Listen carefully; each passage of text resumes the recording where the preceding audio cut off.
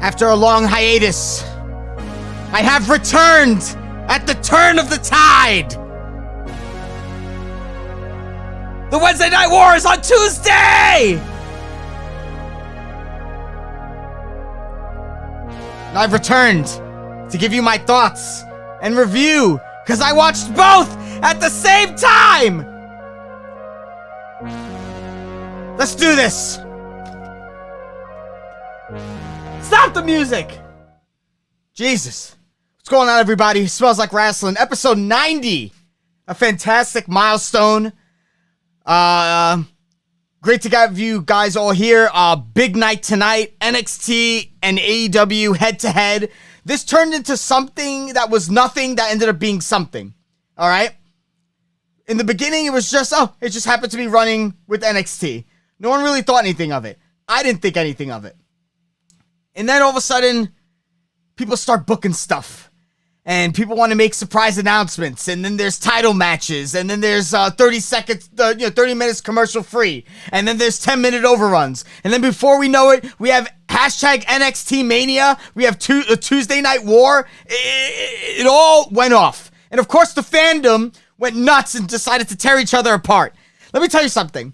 It was not AEW's decision to move on to Tuesday, all right? That was the fucking MLB playoffs. Period, all right? Now, I don't know why they booked 30 minutes commercial free just to have Cody Rhodes talk for 20 minutes, and then they put on Asuka versus Roxanne? I'm like, are you fucking shitting me? The other show at least had a wrestling match. Swerve versus Danielson. It was a pretty solid match. I don't necessarily know how I feel about Swerve losing, after he just won a big match against Hangman at Wrestle Dream. But like, come on. Like, I was telling this to my friends earlier today. I was like, this is the day for them to really try and get me as a fan. You know, as like, because I stopped watching after they turned NXT from Black and Gold into NXT Taste the Rainbow. So I like guys like Carmelo Hayes and Braun Breaker. Like, that was after I left. So I'm like, all right, these are your guys. These are your stars. These are the people who you want to push. And the only draw was like Cena was going to be there and Cody had an announcement. First off, anyone who cares about AEW and NXT to that point, because I guarantee you, casuals don't give a fuck about this. All right? The wrestling fans, the people who love wrestling the most, they're the only ones who are fucking crucifying themselves over this shit. All right? I want to like NXT again. You know what I mean? Like, I'm really trying. I'm really trying to watch week after week, but I get like 1 or 2 matches in and I'm like, I'm fucking bored, man. Like, nothing they do makes me care yet. But I'm still trying, guys. I'm still trying. I will say that Monday Night Raw this week, I really enjoyed it. It felt like a solid show. Like, it felt like things were being built up. People were talking, and it just seemed a little bit more natural. Some of the matches make sense. Like, you know, some of the stuff I thought was annoying, like the fact, what the fuck was it? Oh, man, I'm trying to think. There was a match that ended in a DQ. Oh, the women's match. They had all that, and it was just like a DQ. It was like, what's the point, man? You know? Like, you're going to do an interference, fine, but at least give me a finish to the fucking match. And then they had, like, all these other women come out. They were beating the shit out of each other. I always feel like a sign that Triple H is in charge is the fact that you see more of Shayna Baszler. Because Shayna Baszler was like I thought was an awesome NXT Women's Champion. That woman beat the shit out of everyone. Everybody. She beat people on 4-on-1 matches. She beat people who they built up major. You know? I want her to be like a women's champion and just start destroying people like she used to. You know, now that Ronda's gone, like, I'm done with the whole Ronda thing. Like, let's start going with, like, a Shayna Baszler run. So, I was really encouraged to see Shayna Baszler on television. I was also encouraged to see Johnny fucking Gargano, the greatest wrestler of all fucking time. I was excited for him to be on television with Ciampa. Bronson Reed versus Gunther is going to be awesome. Like, I'm excited about shit on Raw. Like, I want to see Raw next week because I'm curious as to what the fuck is going to go on. And they have a lot of time for a lot of good wrestling matches. Like, Becky Lynch and Tegan Nox got a lot of time. I didn't enjoy it, but it was a lot of time. And, like, that's cool to just see them actually have a chance to, like, wrestle, you know? I mean, Tegan's been injured for a while. It was a lot of pressure. It was a big stage. She's wrestling Becky Lynch. It was a packed crowd. Like, I get it. You know what I mean? Like, I wasn't expecting a fucking banger match. I was hoping for something a little bit better, but I wasn't, like, expecting, an amazing match. But I was really, like, encouraged by what was going on Raw. I'm excited to watch SmackDown this week. I want to know what's going on there. It definitely seems like LA Knight and Roman Reigns are on a collision course, which makes me a little sad because he's definitely going to lose to Roman. But, like, it's going to put him in a big spotlight. Hopefully he gets over huge. Hopefully it's, like, a good match. They get people to believe. I just want a couple of, like, 1 or 2 believable near falls.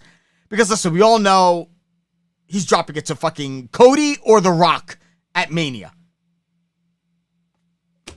And, like, knowing that, it just kind of takes away a little of Roman's matches. But, like, if you watch wrestling as much as I do, I feel like you kind of know who's going to win and know who's going to lose just because you kind of just know the feel of things, you know? So,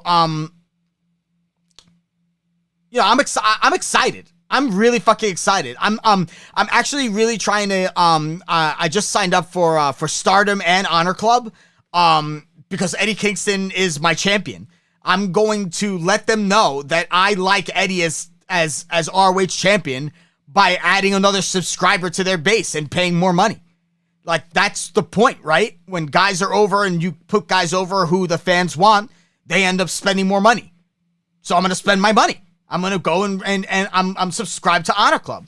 You know, Stardom I'm interested because like I see clips online. I'm like, this is fucking incredible. These women beat the shit out of each other. Like that's what I want to see. Like hard hitting, fast wrestling. It's like sometimes comparing like English football to like Spanish football. You know, in some ways, English football is just like a higher tier of competition, but the speed in which they play in La Liga is incredible.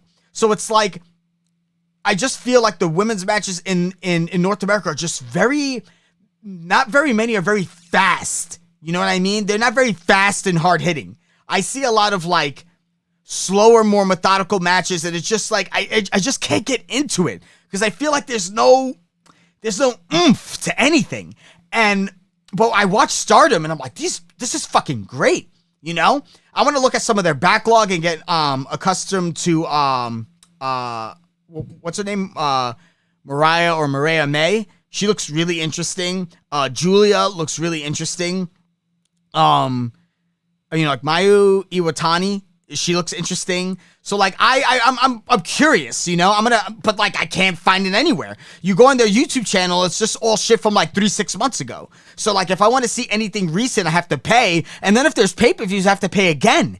So I'm like, fuck. So like Stardom's a little bit hard to access, but it's like how I feel about PWG. Like PWG, I had to scour the internet and find, you know, like different archives of Battle Los Angeles. And like, it's just so hard to get PWG nowadays because like they don't do much on the internet from what I understand. So it's like, I kind of wanted to watch them, but they're kind of hard to watch. So like, that's how I kind of feel about Stardom. Like I'm interested. It's just difficult. It's just difficult.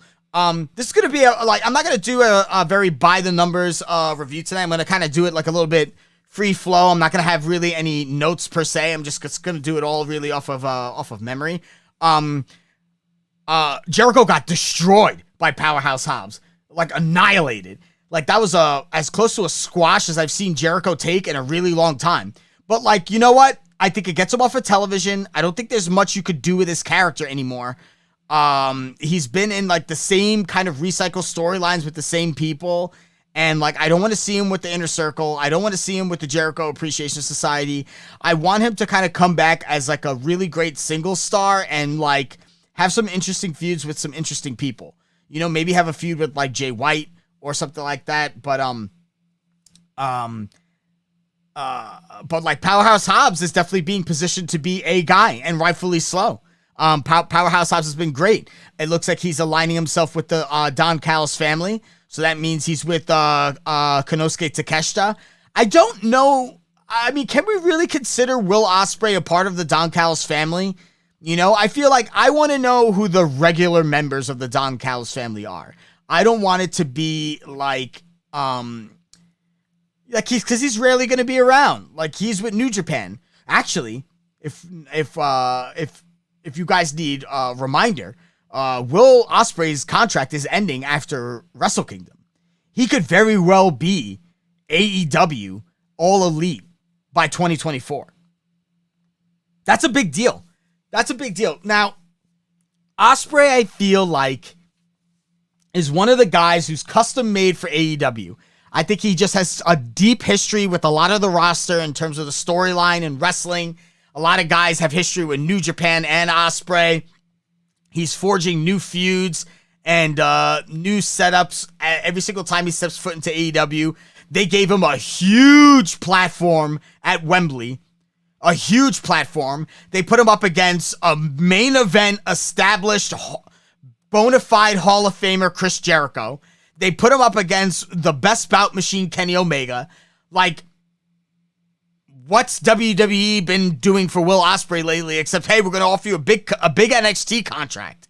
So, like, now, the WWE of Triple H, I see Ospreay having an upside because Triple H recognizes that kind of talent, and I feel like he knows how to utilize him. But I also think Tony Khan does too. And I think there's a better chance of it happening in AEW than it would in WWE. I mean, I will say, I've said this before, I said this again, like everyone's all excited now because there's all these reports saying Triple H is in charge, Triple H is in charge, Triple H is in charge. You know what? I don't believe that shit until Vince is dead. Dead. Because every single time that guy goes away, he comes back. All right? Now, what's to say NXT doesn't do well in the ratings tonight? What happens then? What happened the last time NXT didn't do well in the ratings against AEW? Vince came back and we got NXT 2.0. Are we up to, now what? We're going to do 3.0 now? It's a possibility, guys. It's a possibility. If you love NXT and you like the way it is and you don't want Vince to fuck it up, you better pray to Christ NXT wins the ratings war tomorrow. Because Endeavor's going to be like, get Vince back right now. Hunter can't do it. Remember, Raw isn't competing with any other wrestling company on Mondays and Fridays. Maybe that's a good thing.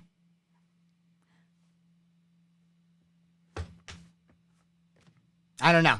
I'm not saying that Dynamite would beat Raw. No way. I think Raw is very much an established audience.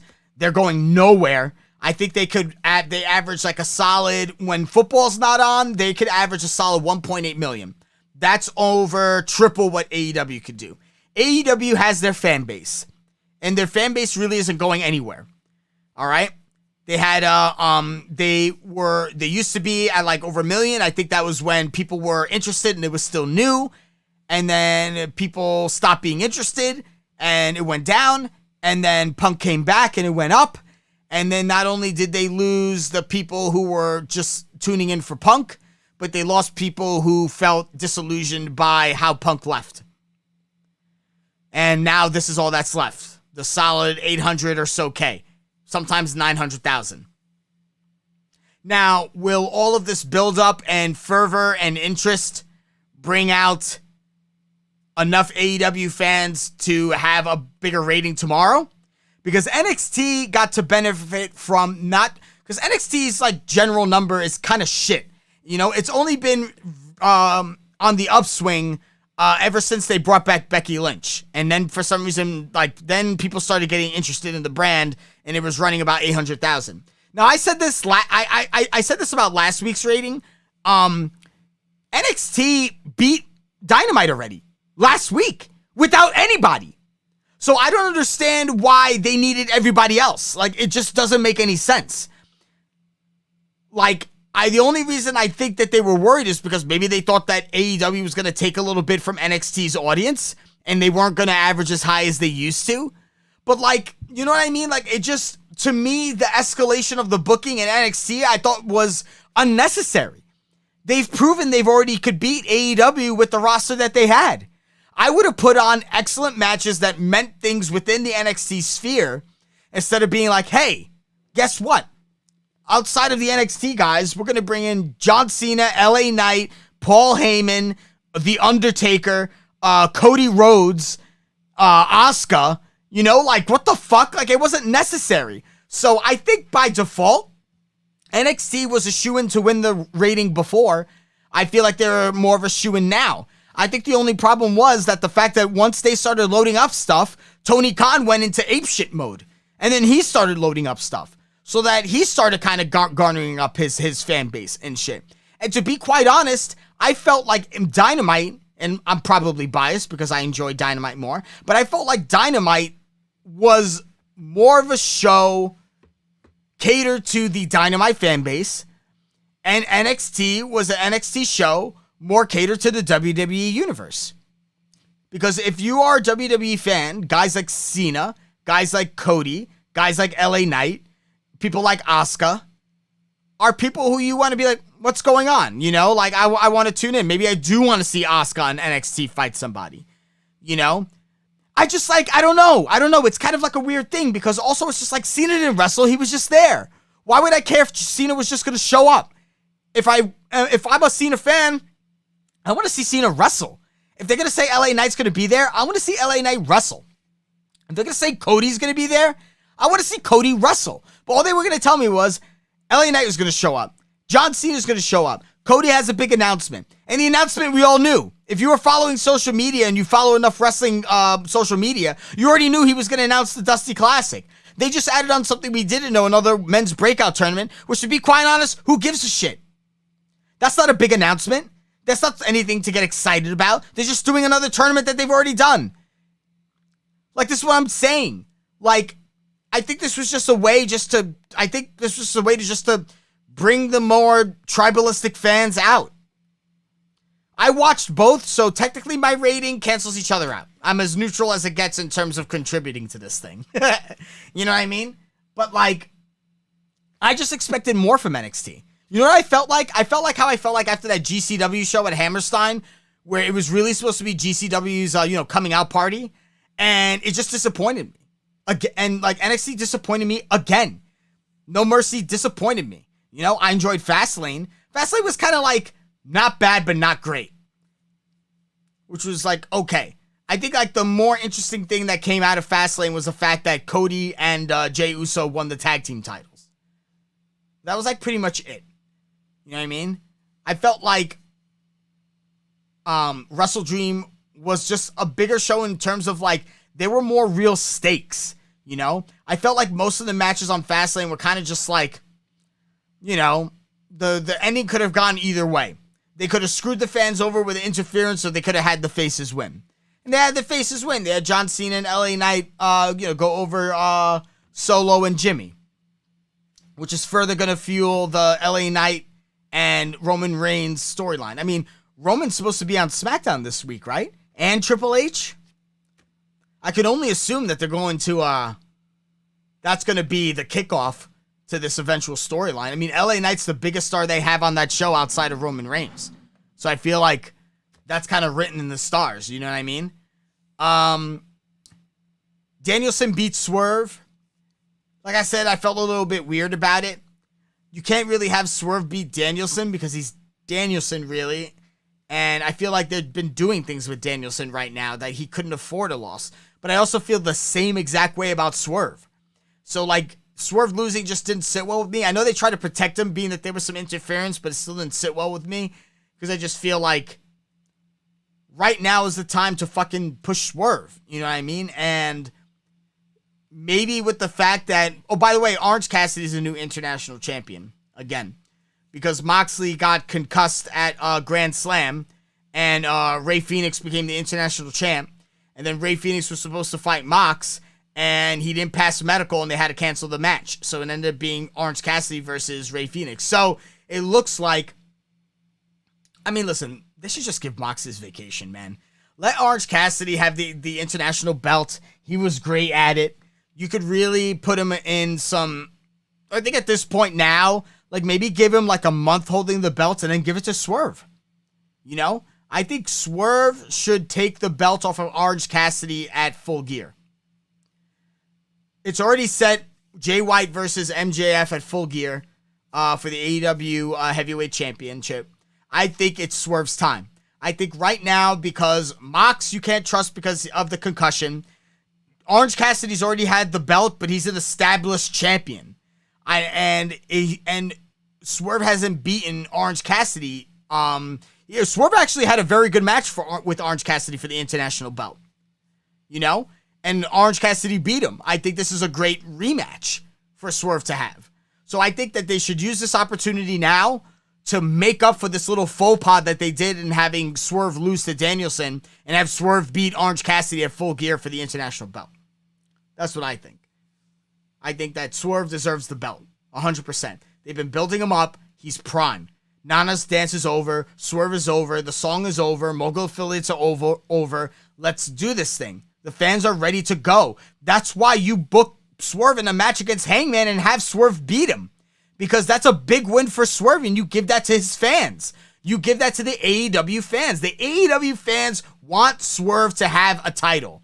And I think the international belt is in flux. You need some consistency. It's time to give Swerve the belt and a solid run that gives consistency to the belt. He has new feuds, and he could do the same exact fucking thing that Orange Cassidy did and benefit from it the same exact way that Orange Cassidy benefited from it.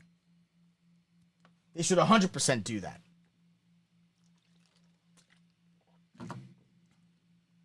That's what I think.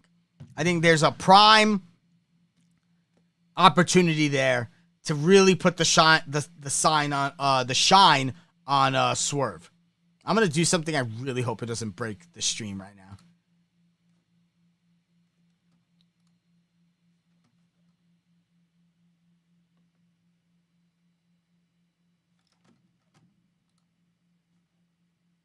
Okay, there we go. I'm in the chat now. So yeah. It's what else happened? Oh, another great booking decision. And I don't say this sarcastically. Hikaru Shida now is a 3-time AEW Women's Champion. Thank God. I was not in agreement with them putting the belt on Saraya at All In. I didn't think she deserved it, man. I don't think she hasn't done much, she hasn't done shit in this company. I think that even if she's cleared on a very limited basis, and they're keeping that hush-hush.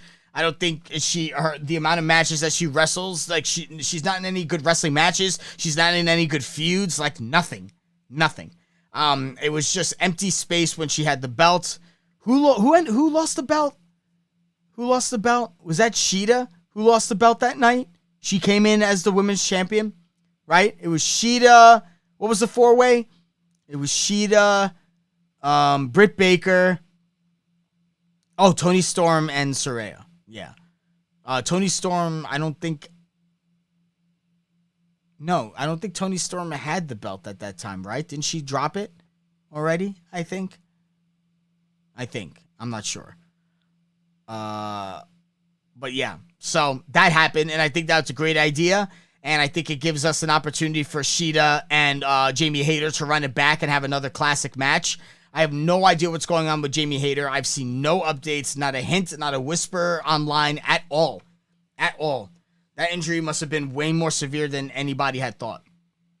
But I really do miss Jamie Hayter. I think right now for the women's division, they need, here's what I want to happen. Thunder Rosa needs to come back. Jamie Hayter needs to come back. They need to sign Mariah May, and they need to sign Mercedes Moné. And then hopefully whenever Julia's contract runs up and Mayu Iwatani's contract runs up, take them too. They should honestly be poaching like the Gaijin from Stardom and anyone else and any of their top stars. Because I feel like the way that they wrestle fits better with the AEW audience. I feel like the women in AEW, they wrestle like the women in WWE. You know what I mean? And very rarely do you get like a very like fast-paced, hard-hitting match. I mean, Hayter and Shida was one, and the hardcore matches that Thunder Rosa and Britt Baker had, like those were the high points. Like, why haven't they figured this out yet? That the high points of that women's division were the matches where they beat the shit out of one another, not this fucking ridiculous shit that they put on each week. You know what I mean? Like, Julia Hart's going to be gone for a while. Hopefully she comes back and gets a good push. I do want to see more improvement from her in the ring. Like, she's getting there. Like, her character work has improved, but I feel like it's outpacing her wrestling ability. Sky Blue, she needs all around, like, she still needs time to, like, iron out her character. Like, Sky Blue is a very generic, just a generic female wrestler. Anybody could have that name and do what she does. There's nothing that sets her apart from anybody. I need a character. I need like a name that fits a character and more things to come from her that make me care about her. Because right now, like, I'll put her in the same bin as like Anna Jay, as people in like that division who I just don't care about. Like, I don't like they aren't compelling characters. They aren't great in the ring. Like, I don't care. Like, there aren't many women in that division who make me care. Like, Jamie Hayter left, and I started caring less about that women's division. You know what I mean? Like, there's still unfinished matches between, like, Jamie Hayter and Britt Baker. Like, that story never really finished. They were always teasing that those two were going to go at each other, and it never really happened. Ruby Soho is a story that hasn't finished. When is she going to get a title reign? When is that going to happen? I think eventually Ruby Soho technically should be the person to take the belt off of Chris Statlander eventually. I think it needs to go to, I think Ruby Soho needs that title reign. She needs that title reign. She hasn't had anything close to it. I think it's time to give her a shot and see what happens. and book her in some solid matches with some solid female wrestlers. Let her show that the women on that brand could wrestle and be compelling characters. Because if you don't have compelling characters and if you don't have good wrestlers, you have no division. Period. Give me a moment.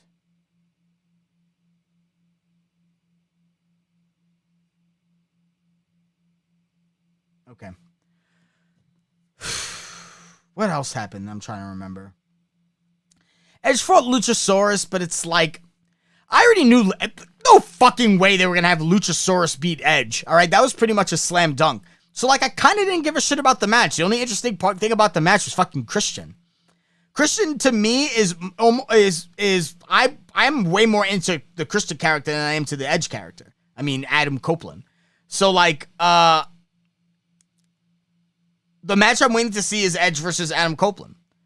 I just don't know who's going to take... fucking Christ. I'm just going to call him fucking Edge, all right? I don't work for AEW. I don't give a shit, all right? The match I want to see is Edge and Christian. That's what I want to see. Edge versus Christian. And I don't think it can happen with Christian as the TNT champion. But he just won the belt, so it's like he needs to have that belt for a while. I feel like the way Christian drops that belt should be because of Edge. Because of either Edge or Darby or Nick Wayne or Luchasaurus. One of these guys has to freaking stick it to Christian, and that's how he loses the belt. And then at that point, you could free up Edge versus Christian. They could fight each other, and then you give them a couple of weeks off, and then, like you take Christian off of TV, and all of a sudden Edge gets attacked. Christian comes back. He hits his music. Christian's more over than ever because he was over a heel, and now he's going to be helping an over baby face, and they're going to become a tag team that everybody wants, and then they could have matches against the Edge and Christian versus the Young Bucks is a match I never thought would ever happen. Edge and Christian versus FTR is a match I never thought would fucking happen. And because neither of those guys have the belts, you could have Edge and Christian go over one of them if you want. All right? There's a lot of potential to be had with Edge and Christian inside AEW. Definitely. But yeah,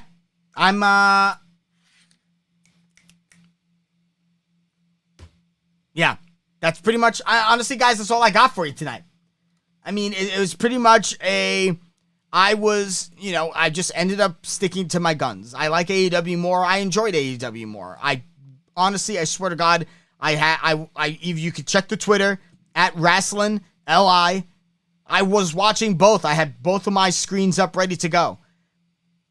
But that Asuka and Roxanne match blew. I definitely turned it off during that. And then all of a sudden I heard that my boy Pete Dunne was on TV, so then I popped it back on.